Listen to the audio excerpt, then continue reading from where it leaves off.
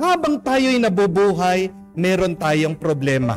Meron tayong pagsubok, meron tayong pagdurusa. Amen? Meron kang gawin, pagdurusa ka. Wala kang gawin, mahihirapan ka. Mag-aral ka, sasakit ang ulo mo. Huwag kang mag-aral, mahihirapan ka maghanap ng trabaho. Amen? Magtrabaho ka, may stress ka. Huwag kang magtrabaho, magkakaroon ka ng problema. Wala kang pera. Amen? Mag-abroad ka, maho-homesick ka.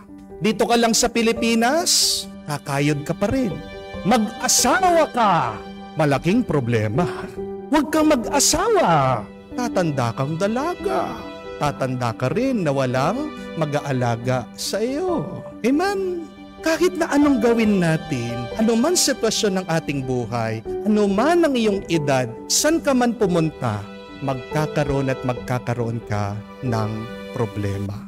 At kahit ang ating pagsunod sa Diyos, wala tayong maririnig mula kay Jesus na sinasabi niya na, sumunod kayo sa akin, aalisin ko lahat ng inyong mga problema. Ang palagi lang sinasabi ng ating Panginoon, huwag kayong mag-alala. Ang inaalis ng Diyos sa atin, yung ating mga takot, hindi yung problema. Ang sinasabi pa nga ni Jesus sa atin, kung gusto nating sumunod sa Kanya, kunin natin ang ating mga krus, buhatin natin at sumunod tayo sa likod Niya. Tingnan niyo po yun. We are challenged by the Lord to take up our cross. You will have a cross in your life all the days of your life. When will be that time when you will lay down your cross? When you die. Kamukha ng ating Panginoon. Hindi na niya binuhat yung krus niya nung pinako siya sa krus at namatay. Pero ang tanong, paano nating gagawing magaan ang ating pagbuhat at pagpusan sa ating mga problema? Kung hindi man natin maiiwasan, kung hindi man natin maitatapon, kung hindi man natin mailalayo sa atin ang mga problema, ang magandang tanong, ano ang gagawin natin para maging magaan lang ang ating pagbuhat at pagpusan sa ating mga krus, sa ating mga problema? Tatlong bagay lang po. Number 1, always be positive. Amen? And the question is, how can we be positive? Magiging positibo ang iyong pag-iisip kung may nakikita kang halaga dyan sa iyong ginagawa. Magiging positibo din ang iyong paningin kung palagi kang nagpapasalamat. Tandaan niyo po ito, dapat mahalin mo ang iyong problema. Dahil ang mga problema natin, sila ang daan para tayo'y magtagumpay. Meron po kong kakilala, kwento niya sa akin, nung nandun siya sa abroad, naho-homesick siya, nalulungkot siya, gusto niyang umuwi dito po sa Pilipinas. Pero pag pumapasok sa isip niya at natutokso na siya na sumuko, alam niyo po kung ano sinasabi niya sa kanya sarili. Dollars, dollars, dollars, sabi niya. Kahit na mahirap yung trabaho sa ibang bansa, yun yung pinagmumulan ng kanyang pagpapala, ng bendisyon para sa kanyang pamilya. Tandaan niyo po yan, that our problems and challenges are also our blessing. There is a hidden grace when you are suffering and you cannot see that grace if your mind is negative. Pag negatibo ang isip mo, madilim. Wala kang makikitang mabuti. Hindi po ba?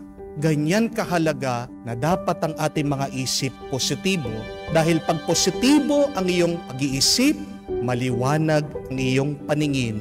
Makikita mo ang kabutihan ng anuman pagdurusa at paghihirap na iyong pinagdadaanan. Secondly, be loving. Pag wala talagang pagmamahal sa iyong ginagawa, magiging mabigat. Kahit na magaan yung iyong ginagawa, pag walang pagmamahal sa iyong puso, kahit yung magaan na pagwawalis, napakabigat ng walis para sa iyo. Di po ba? Pag walang malasakit sa iyong puso, kahit yung magaan na paghuhugas ng pinggan, kinatatamaran mo. Di po ba? Ano ang ibig sabihin ng pagmamahal? What does love mean? Simple lang po, huwag niyong kalimutan. To love mean is a desire for your loved one to be good. Love means extending, giving yourself for the good of your loved one. Alam na alam mo, nagmamahal ka. Paano?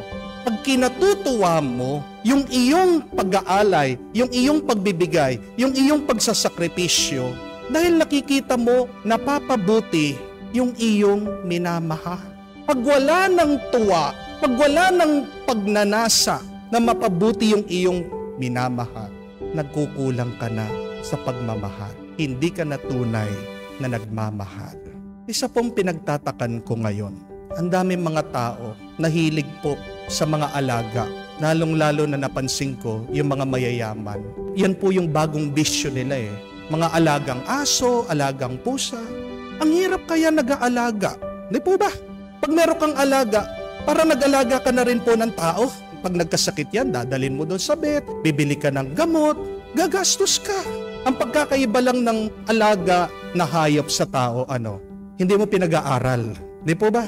Pero lahat gagawin mo. Papakainin mo, papaliguan mo, yung mga iba pa nga, binibihisan. Aba, swerte pa yung mga ibang alagang hayop, pinapas pa.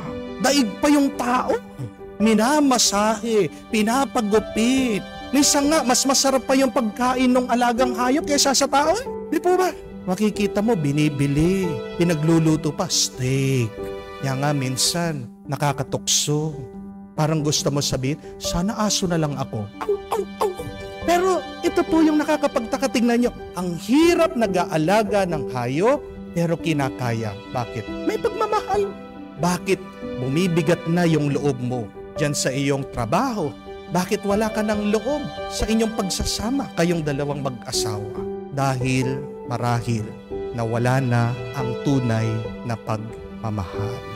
Gusto mong maging magaan ang buhay. Yan yung isang grasya, ipagdasal mo sa Diyos. Nabigyan kanya, turuan kanyang tunay na magmahal. Na ang maging nais mo, ang pagbibigay na yung sarili at yung iyong kinatutuwa ay yung ikabubuti ng iyong minamahal. Third and last, be holy. Maging banal ka. Minsan allergic tayo. Diba? Ayaw natin yung pag sinabi mong banal para mga hip. Pero baka makalimutan natin. Yan yung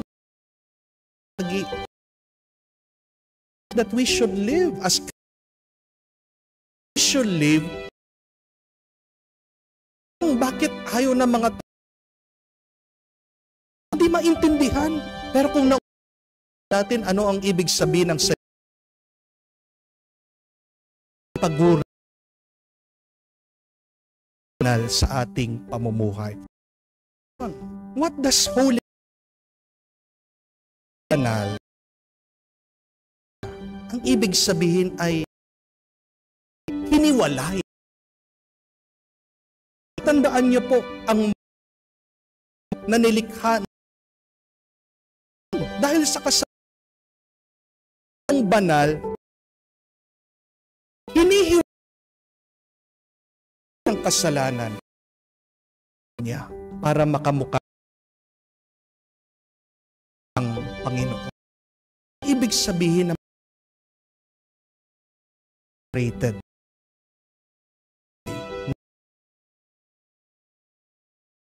Tabol. Umika. Di po ba?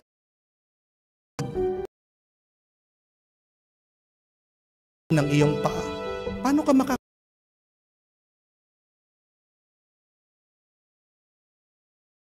mga dugyot. Naman yun. Sapato. Na masaya, na tabol.